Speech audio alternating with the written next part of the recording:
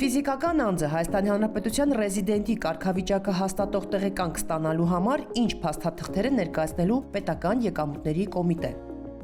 Հարգելի քաղաքացի, Հայաստանի Հանրապետության ռեզիդենտի կարգավիճակի հաստատման տեղեկանք ստանալու համար ֆիզիկական անձը e-services.src.am հարթակի միջոցով ներկայացնում է էլեկտրոնային դիմում, նշելով իր գրանցման կամ բնակության հասցեն, հանրային ծառայությունների համարանիշը, տեղեկանքի ներկայացման երկիրը եւ հարկային տարին։ Դիմումում ֆիզիկական անձը պարտադիր նշում է իր հարկային ռեզիդենտ հանդիսանալու հիմքը,